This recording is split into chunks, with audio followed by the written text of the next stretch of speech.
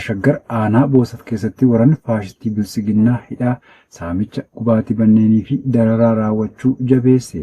Dabalatasaaf Jalaqaafan Fayyeera. Godina Baashaggar aanaa Boosatitti muddee 2025 jiraattuu ganda Nuuraa Heeraa fi bakka addaa Haasee kan taate harmee maqaan ishee Aadde Roobittii Boosee jedhamtu sababa tokko malee mana isheetti ibidda shiduun gubanii barbadeessu jiraattonni gandichaa arraata biyyoolessa Oromiyaatti himaniiru. Harmeen kun haadha hiyyeessaa fi abbaan manaa ishee sababa dhukkubaan kan irraa du'e yoo ta'u yeroo ammaa qofaa ishee wallaansoo jireenyaa wal qabuun ofii fi daa'imman ishee jiraachiifti malee qaama siyaasaa kamiyyuu waliin quunnamtii kan hin qabne ta'us jiraattonni himaniiru. Aanichuma ganda Saaraaf Araddaa jedhamtuttis namoota humnaan walitti qabuun gibira qaama biyya eeguuf midhaan nyaataa dhiyeessuu qabdu jechuun boqqolloo fi xaafii kiloogiraama 50 dirqamaan uummatarraa guuraa turaniiru. Dabalataanis guyyuma kana leenjii fudhattanii biyya keessaniif loltuu maqaa jedhuun qonnaan bultoota hedduu dirqamaan ukkaamsanii gara waajjira poolisii aanichaatti hidhanii jiraachuu fi akkuma guutummaa aanichaatti uummanni saalaa fi umuriin osoo hin qoodamin rakkoowwan adda addaaf saaxilamaa jiraachuu jiraattonni dabaluun addeessaniiru. Godina Iluu Abbaa Booraa aanaa Buree keessatti waraanni faashistii PP uummata nagaa reebuu fi manneen jireenyaa isaanii gubuun dhaga'ame. Jaalamansiis Kaayyoo waan qindeeffate qaba.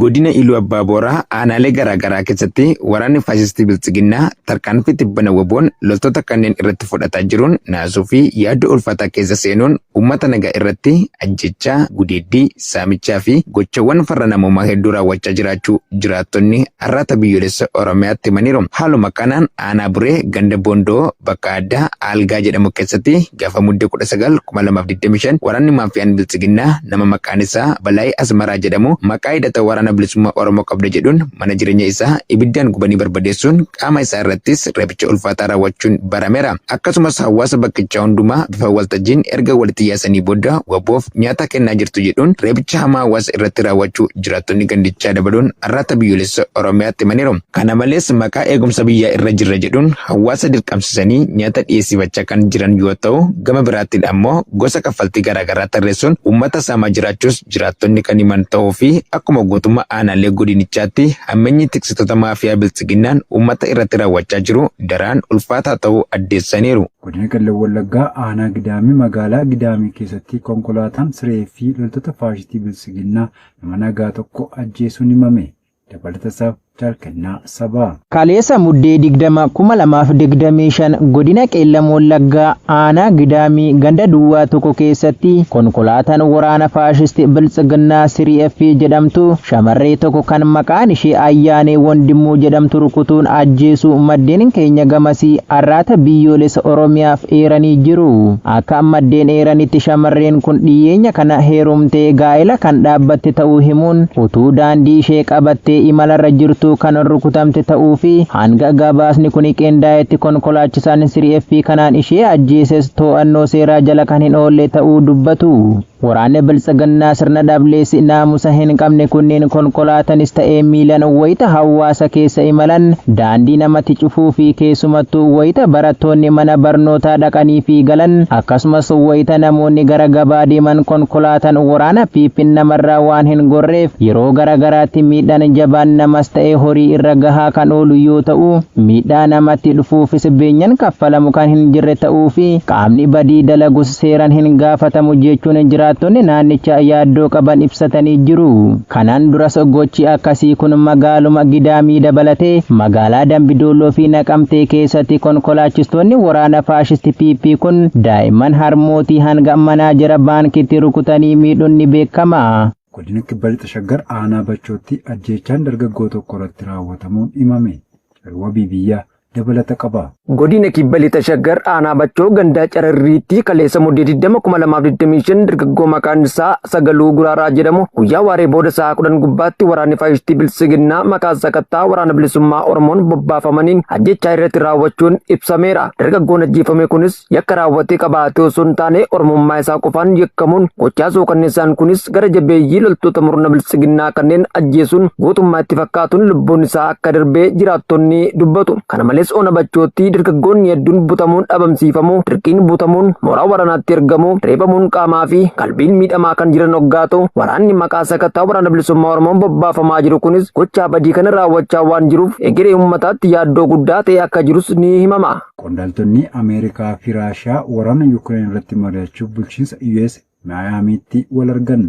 Dabalatasaaf Jaalarbuu dhugaa. Pireezidaantiin Yuukireen Vooldaamir Zelenskiin Waashingitan waraana Yuukireen irratti geggeessaa jirtu akka xumurtu Mooskoo irratti dhiibbaa akka cimsitu gaafataniiru. Walgahiin sanbata kaleessaa kun ergama addaa pireezidaantii Raashiyaa Vilaadimir Puutiin, Kiriil Dimitriyeevii fi ergama addaa pireezidaantii Ameerikaa Doonaald Tiraamp, Steev Wiitkoofii fi abbaa warraa intala isaanii Jaared Kushner gidduutti taasifamee jira. Dimitriyeef gaazexeessitootaaf akka himanitti mariin kun gaarii ta'uu fi har'a akka itti fufu mariin kun haala ijaarsaa ta'een itti fufee jira jedhan Dimitriyeef. Jalqabbiin kun har'as itti fufa, borus itti fufa. Kanaan dura ministeerri dhimma alaa Ameerikaa Maarko Ruubiyoon marii Maayaamitti geggeeffamu irratti hirmaachuu akka danda'an dubbatanii turan. Waraana kana xumuruuf marii geggeeffameen guddinni argameera. Ammas karaan itti deemamuu akka jiru dubbataniiru. Gaheen nuti taphachuuf yaalaa jirru gahee asitti walirraa bu'iinsi isaan irratti walii galuu danda'an jiraachuu fi dhiisuu isaa adda baasudha. Kanas yeroo fi humna guddaa irratti investigoonee itti fufnas jedhan Ruubiyoon. Sun hin danda'amu ta'a akka ta'u abdiin qaba. Ji'a kana keessa osoo waggaan hin xumuramin raawwatamuu akka danda'u abdiin qaba. Ergamtoonni Tiraamp torban hedduudhaaf karoora nagaa qabxii 20 qabu irratti qondaaltota Yuukireen, Raashiyaa fi Awurooppaa waliin mari'achaa turaniiru.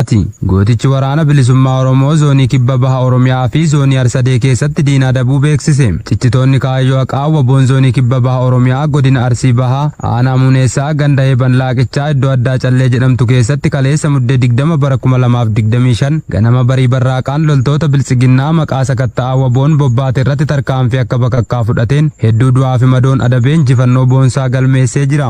Tarkaanfii guggubduu gootichi ergamtoota Abiyyi Ahimad irratti fudhate kanaan battalumatti loltoonni 16 ajjeefamuun 10 ammoo madoo dandammii hin qabneen yoo adabamtu loltuun tokko ammoo fayyaatti harkaan kan qabame ta'uu fi kanneen irraa hafte ari'ee of booda deebisee jira. Gama meeshaatiin qawwee AK-7 gumbii 13 fi hidhannoo 6 dugda diinaarraa kun galii mooraa qabsoo bilisummaa Oromoof taasisee jira. Gootichi abdiin sabaa tarkaanfii diina irratti fudhatu jabeessee ittuma fufuun waboon zoonii Arsadee godina Baashaggar aanaa Boosat ganda Nuuraa Heeraa bakka addaa Sakiinaa jedhamutti guyyuma kaleessaa muddee 20 waaree booda naannoo sa'aatii 7tti hidhattoota biltsiginnaa kaabinee waliin taatee uummata saamuuf osoo dirqamaan uummata bakka addaa Hasee jedhamutti walitti qabaa jirtu bakka Sakiinaa jedhamutti dursee hattee itti dhuun kaanfii irratti fudhateen du'aa fi madoon adabee qawwee AK-1 irraa kun bakka irraa bobbaatetti deebiseera. Tarkaanfii kanaanis kaabinoota biltsiginnaa yeroo dheeraaf uummata sababa waraana bilisummaa Oromoo deeggartu jedhuun dararaa turan maqaan isaanii Kamaal Haajii Saalii kan itti gaafatamaa bulchiinsaa fi nageenyaa ganda Nuuraa Heeraa magaalaa Boolee ta'e Turaa Amaanoo Boosat qaama nageenyaa biltsiginnaa kanneen ta'an battalumatti dhukaasa jajjabeen saba Oromoo itti baneen yoo du'an 2 madoo cimaan kan adabamte keessaa yeroo gabaasni kun qindaa'etti tokko akka du'es keessa beektonni eeranii